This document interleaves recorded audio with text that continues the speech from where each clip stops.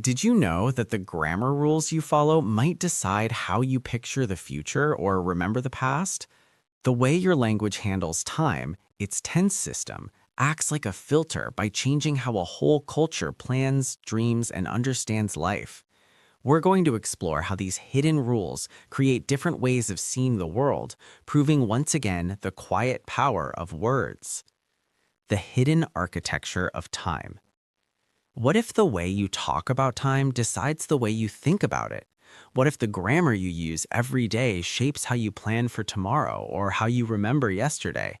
It's not just a poetic idea, it's a hidden structure built into our words. This idea is part of what's called linguistic relativity, often known as the Sapir-Whorf hypothesis. Think of it in this way. Your language is like a mental map. The paths and landmarks on that map, your grammar, your tenses, your vocabulary, guide your thoughts and shape what you notice in the world. It doesn't mean you can't think certain things, but it makes some ideas easier and more natural to think about than others. For example, let's look at how different languages talk about the future. English has a rule. You must use a special word like will or going to. You say, I will go tomorrow. Other languages do it differently. Many of the world's languages, including major ones like Mandarin Chinese and Indonesian, do not have a dedicated future tense. There is no direct word for will. So how do they talk about tomorrow? They use context. By adding a time word like tomorrow or next year to a present tense sentence, the meaning is perfectly clear. In German or Finnish, you can simply say the equivalent of I go tomorrow. The future isn't put into a separate grammatical box. It's woven into the present moment, guided by the context.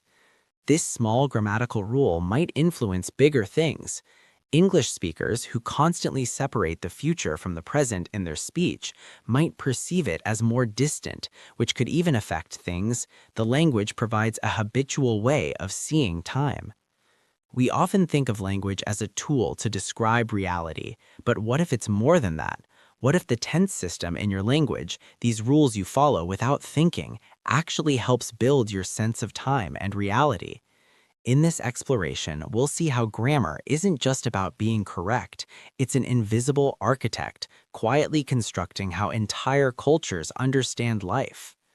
Futureless visions, cultures without a tomorrow. What if your language didn't have a special way to talk about the future? This is the case for languages like Hopi, spoken by the Hopi people in North America. It doesn't have a separate future tense like English does. Instead of dividing time into past, present, and future, Hopi tends to describe whether an event has manifested, is real, visible, or completed, or is non-manifested, is still in the realm of expectation, intention, or possibility.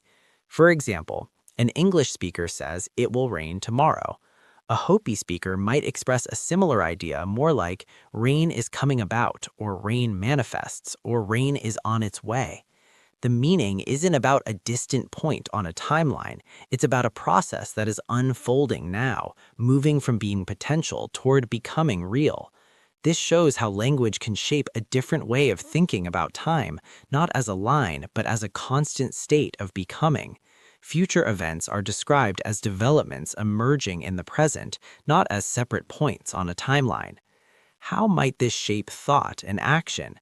The absence of a grammatical future can influence more than just sentences, planning, and goals. Without a tense that pushes the future away, there may be a stronger focus on the present as the source of all action. Long-term goals aren't out there on a timeline, but are part of the present process of becoming. Proverbs and wisdom. Cultural sayings might not talk about investing for a distant tomorrow, but instead emphasize wisdom and action that is valid right now.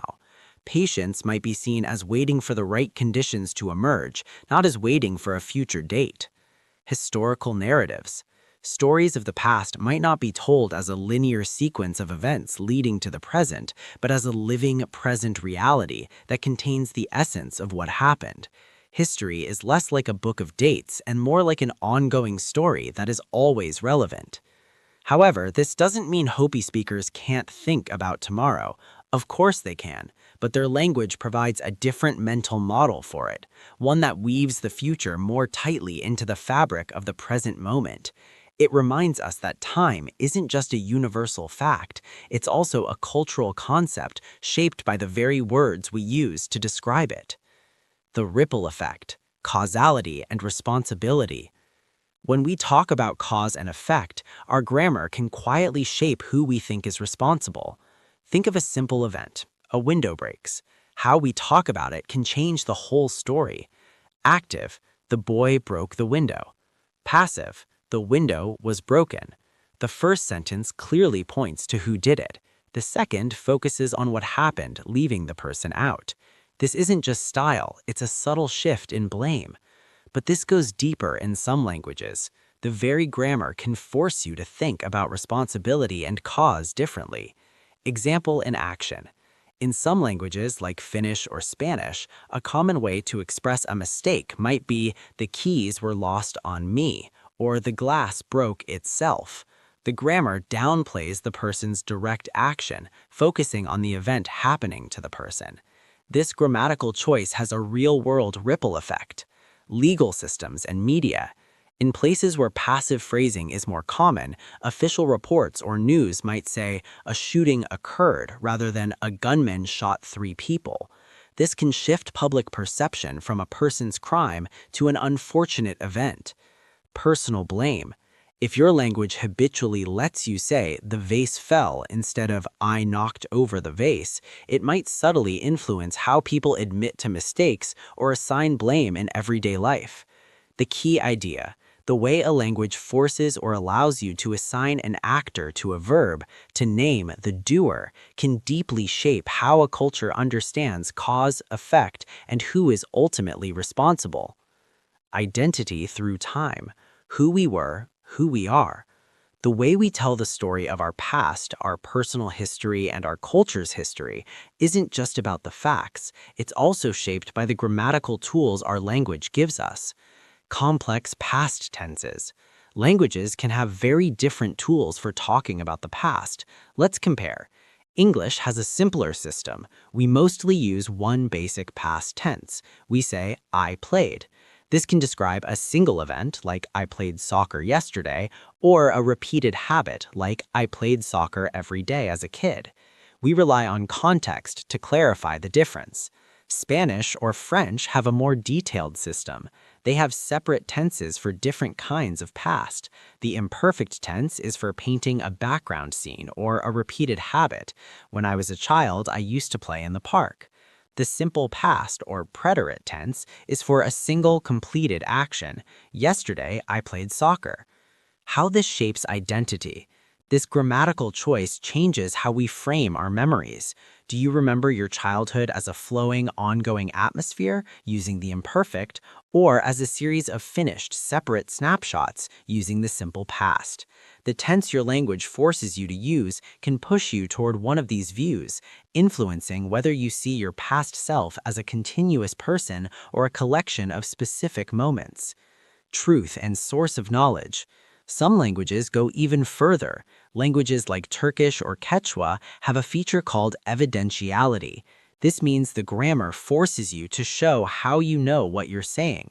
You must add a small marker to your verb to indicate if you saw the event, heard about it, or are guessing. So you couldn't just say "it rained," you'd have to say something closer to "it rained, I saw it," or "it rained, someone told me."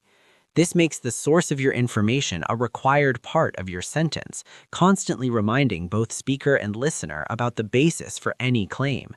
This grammar rule has a powerful effect on how a culture agrees on what is true.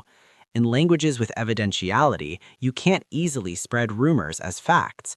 Everyday speech forces you to be clear if you saw something yourself or if you're just repeating what you heard.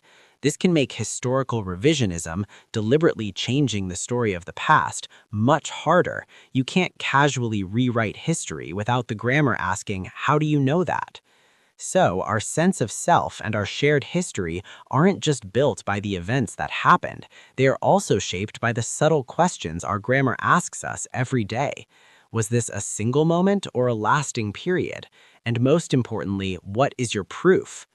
Reconstructing Reality, Your Linguistic Legacy. Our journey has shown us a powerful idea. The way our language handles time doesn't just describe our reality, it subtly helps construct it. From how we save for tomorrow to how we assign blame, the rules of our grammar are quietly at work in our lives. The tense system of your native language is a filter through which you experience the world. It shapes your personal decisions, how you plan, how you remember, and how you think about responsibility. Your cultural worldview, a community's sense of history, urgency, and truth can be reflected in its grammar. Your linguistic bias. Here is the real challenge. Try to notice your own invisible filter. The way your language forces you to think about time and truth feels completely normal, but it's not the only way. It's simply your brain's default setting. This setting comes with a built-in bias. It makes you lean towards seeing events as either finished or ongoing, the future as separate from the present or connected to it, information as simple fact or potential hearsay. This isn't a flaw, it's a gift from your language, a lens you've been given to see the world. The first step to understanding others is to notice the lens you already wear. A call to curiosity. The goal isn't to change your language, but to expand your understanding. By learning how other languages frame time, causality, and evidence, we don't just learn new words, we learn new ways to be human. We see the incredible diversity in how people think and live. So, what's next? Stay curious. The next time you speak, remember the quiet power in your own grammar. And when you get the chance, take a peep at how another language works. You might just discover a whole new way of seeing the world.